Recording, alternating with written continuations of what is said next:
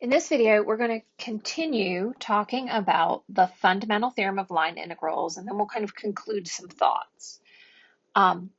We previously defined the fundamental theorem of line integrals for a smooth curve joining a point A to a point B, given as this. The line integral of f dot dr is now defined as f of b minus f of a.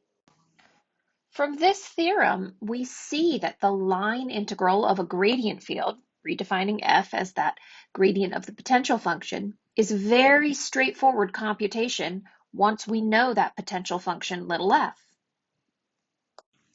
And quite a lot of the important vector fields that are going to show up in these application problems are indeed gradient fields. So this second theorem here, theorem 2, follows, which shows that any conservative fields are of this type.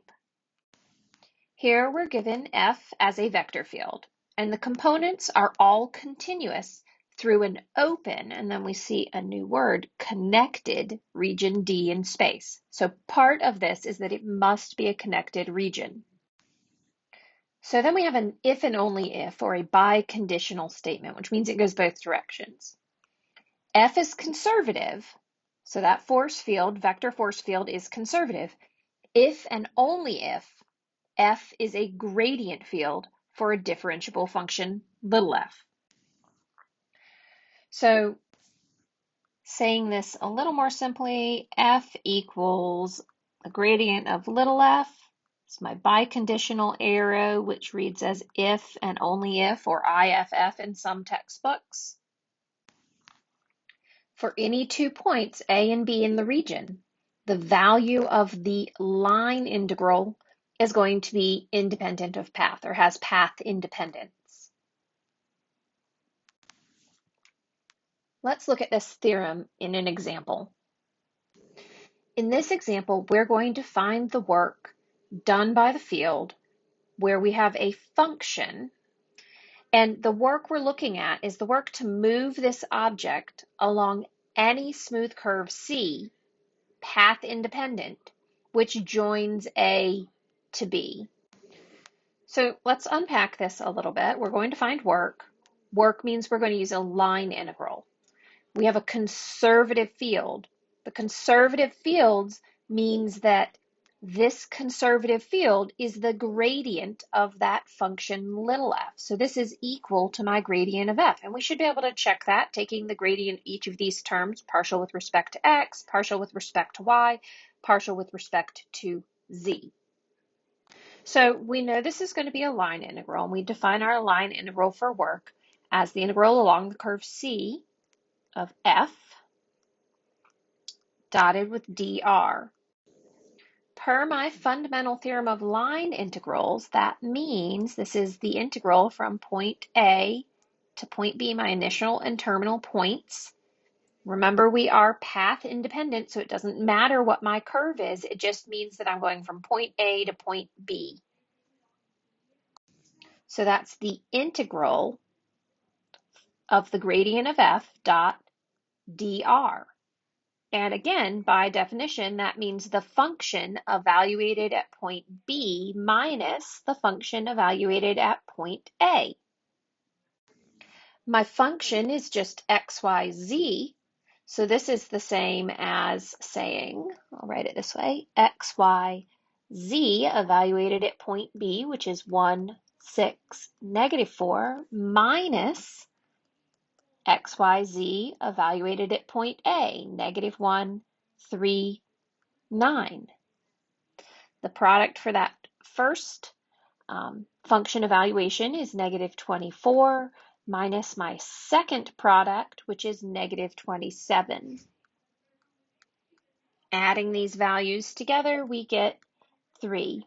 And the biggest takeaway from this is that if we want to calculate the line integral and we know the field is conservative, then we can rewrite it as a gradient field and greatly shorten our computation time. And we should all recognize at this point then that the fundamental theorem of line integrals is useful. And we have a very useful property of line integrals in conservative fields. So before we move on to showing how fields may or may not be conservative, let's talk about this property. My loop property of conservative fields gives me two statements. If I know statement 1 is true, then I know for sure statement 2 is true, and vice versa. If I know 2 is true, then I can assume 1 would be true.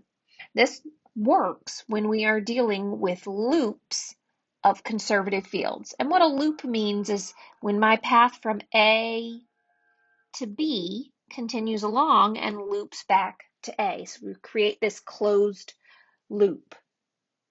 So statement 1 says the line integral of that closed loop equals 0 around every loop. If the line integral equals 0, then we know the field is conservative.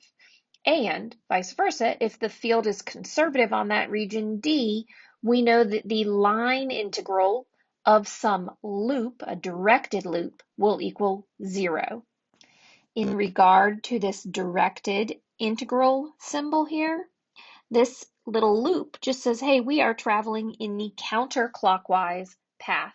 So this is a directed loop. So you must be traveling in a counterclockwise path for that loop to equal 0.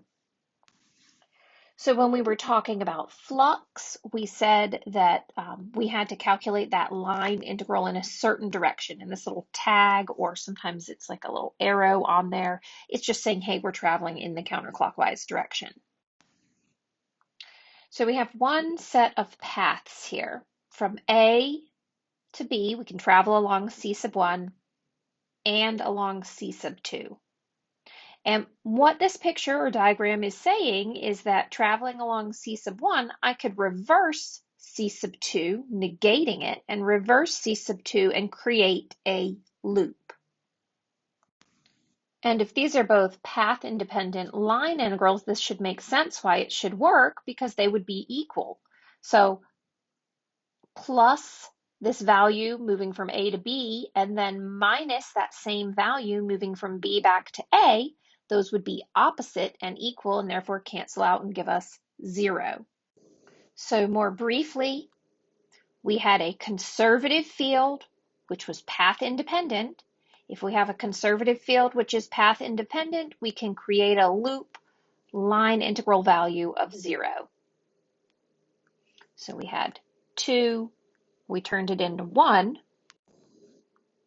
The other way we think about it is we start with a loop. So I have A to B along the path C sub 1, B to A back along C sub 2.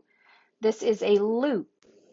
If we know it's a loop and that line integral is equal to 0, then we know it is a conservative field, which is path independent, which means we can reverse that other path, A to B along C sub 1, A to B along negative, the opposite of C sub 2.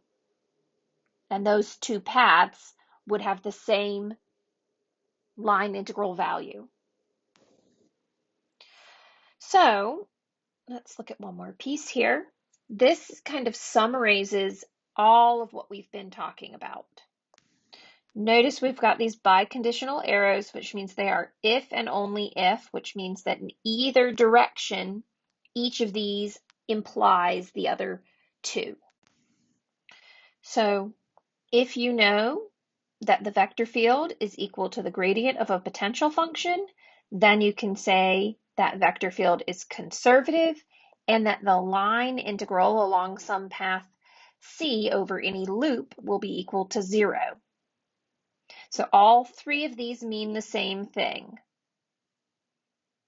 So our two theorems that we talked about is that all conservative fields are gradient fields, and then we have this loop property of conservative fields. In the next video, we're going to talk about finding potential functions for conservative fields, and then also how to test for conservative fields.